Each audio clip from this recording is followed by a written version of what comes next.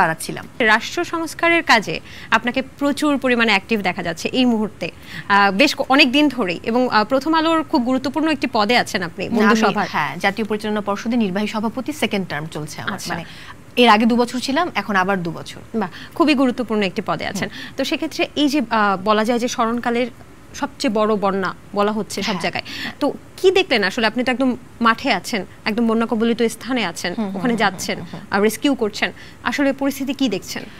একটু যদি বলি, মানে এখন খুব সরব ব্যাপারটা এমন না। আমি কিন্তু মানে 14 বছর বা 15 বছর ধরে সংগঠন করি। তো সেই জায়গায় আমি তখন থেকেই সামাজিক কর্মকাণ্ড করি, মানে যখন আমি উপস্থাপক না তার আগে থেকে আমি সামাজিক কার্যক্রম করি, এবং এই মাঠে নেমেই করি। যে হ্যাঁ, ডেঙ্গু নিধন বলেন, শীতবস্ত্র বিতরণ বলেন, মানে আমাদের বন্ধু সবার যারা বন্ধুরা আছেন প্রত্যেকেই এই কাজগুলো করেন, শুধু আমি না। সো এরা খুব অ্যাক্টিভ বন্ধু, এবং আমাদের প্রত্যন্ত অঞ্চলের বন্ধুরা দুর্দান্ত। মানে বন্যার প্রথম দিনই কিন্তু আমাদের চট্টগ্রামের বন্ধুরা চলে এসছে রেস্কিউ করার জন্য। আমরা কিন্তু রেস্কিউ করতে পারিনি। আমরা গেছি, আমাদের প্রথমে প্ল্যানিং ছিল যে আমরা একদিনে লক্ষ্মীপুর, নোয়াখালী, ফেনী কভার করব, কিন্তু আমাদের 3 দিন লেগে গেছে, আমরা সেটা পারিনি। লক্ষ্মীপুরে তখন অবস্থা মোটামুটি, আমরা 23 তারিখ ভোরে মানে 23 তারিখে রওনা করেছিলাম, ভোরে আমরা রওনা দিতে পারিনি কারণ আমাদের প্যাকিংয়ের সময় লেগে গেছিল। সো আমরা সকালের মধ্যে প্যাকিংটা কমপ্লিট করতে পারিনি। তারপর আমাদেরকে আবার নারায়ণগঞ্জ থেকে কিছু স্যানিটারি ন্যাপকিন তুলতে হয়েছে, তো ওইখানে একটা সময় নষ্ট হয়েছে। এবং আমরা চাঁদপুর, মতলব হয়ে ঘুরে গেছি, কারণ সরাসরি তখন যাওয়া যেত না। তো যখন আমরা লক্ষ্মীপুর শেষ করে নোয়াখালী যাব, তখন কিন্তু ওখানে প্রায় কোমর পানির নিচে, বা কোমর পানি। আপনি নিজে পানিতে নামছেন? হ্যাঁ, খুব স্বাভাবিক ব্যাপার, নামতে তো হবেই। এন্ড আমি কিন্তু সাঁতার জানি না, বাই দ্য ওয়ে। সো তারপর তখন আমরা তো লাইফ জ্যাকেট নিয়ে গেছি। তো তখন অনেক রাত, তখন কত 1:30 না 12:30 পৌনে 1 এরকম বাজে। অনেকটা কাছাকাছি আমরা নোয়াখালীর মাইজদির, কিন্তু ওই জায়গাটা পার হতে পারছিলাম না। আমরা পানিটা পার হয়ে আবার গাড়িতে উঠলাম, এবং গাড়ি যেহেতু নষ্ট, গাড়িটাকে আমরা নোয়াখালী রেখে নোয়াখালী বন্ধু সবাই ত্রাণগুলো নামিয়ে ওদেরকে একটু ব্রিফ করে তারপর আমরা নোয়াখালী থেকে রওনা হলাম ফেনীর উদ্দেশ্যে। ফেনীতে যখন যাব, রাস্তায় আমাদেরকে 8 বার থামানো হয়েছে। কেন?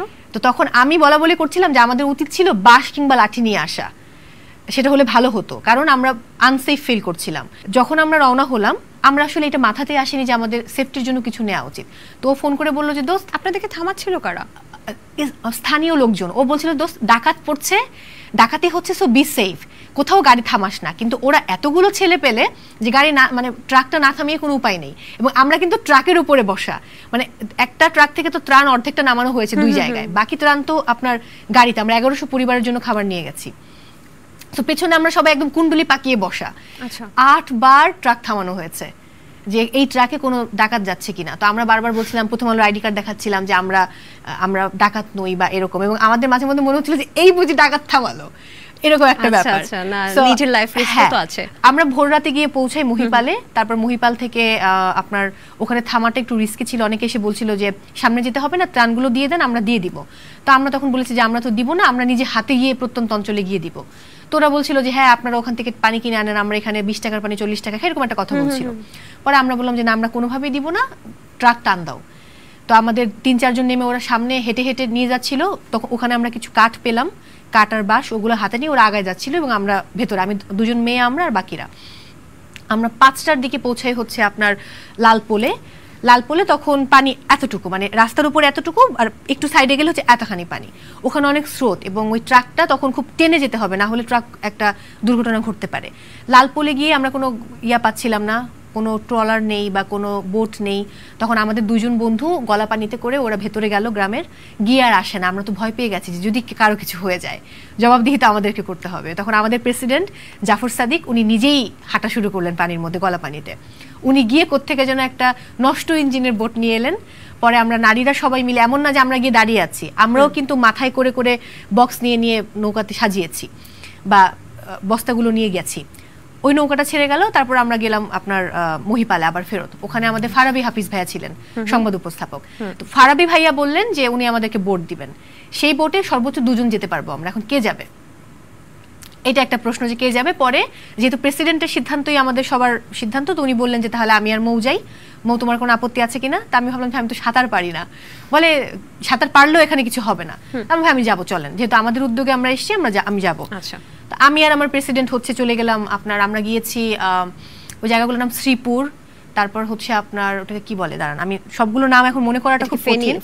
ফেনীর কথা বলছি। ফেনীতে আমরা শ্রীপুরে গেছি, তারপরে ভালুকিয়া একটা জায়গার নাম, এরপরে ওখানে সোনাগাছিতে গেছে আমাদের আরো 3 জন বন্ধু। আর আমি পুরো সবগুলো কি একটা ভুইয়াহাটের আগে আরেকটা হাট আছে, ওইখানে গেছি। মানে অনেকগুলো এলাকা তো, সবগুলো আপনার শিলুয়া নামে একটা জায়গা আছে, মানে এরকম বেশ কিছু বিভিন্ন বন্য কবলিত স্থানে আপনি আর ওখানে আমাদের বোটে 3 জন আরো স্থানীয় লোক ছিল, তার মধ্যে একজনের ফ্যামিলিকে আমরা রেস্কিউ করতে পেরেছিলাম। বাট বাকি যে 2 জন এরা কোনোভাবে না দিক খুঁজে পাচ্ছিল না, কিন্তু আমরা 7 ঘন্টা বোটে ছিলাম। সো আমাদের জন্য টাফ ছিল যে আমরা আসলে ওনাদের ফ্যামিলিটাকে খুঁজে ব্যাক করবো, কারণ আমাদেরকে তো ব্যাকও করতে হবে। সো আমরা টিমটা ভাগ হয়ে 2 জন ব্যাক করেছে ট্রাকের সাথে, 3 জন গেছে সোনাগাছি, আমরা 2 জন এই অঞ্চলগুলো কভার করেছি, আর বাকিরা হচ্ছে ওখানে থেকে আমাদের ব্যাগগুলো পাহারা দিয়েছে। ফেনীর লোকজন সবসময় মনে করতো যে বাংলাদেশ ডুবে গেলে সব অঞ্চল ডোবার পরে ফেনী ডুববে। সেখানে ফেনীর মানুষ এবং ওদের লাইফস্টাইল কিন্তু ভালো, ওরা সচ্ছল। সো একটা বিল্ডিং থেকে মানে এরকম বালতি দড়ি দিয়ে পেঁচিয়ে ঝুলিয়ে দেওয়া হয়েছে, শাড়ির সাথে বালতি পেঁচিয়ে ঝুলিয়ে দেওয়া হয়েছে, ওই বালতিতে করে ত্রাণ নিচ্ছে ওরা, খাবার বা উপহার সামগ্রী নিচ্ছে। এবং ওদের যে হাহাকার, এটা আসলে বলে শেষ করা যাবে না। আমরা যখন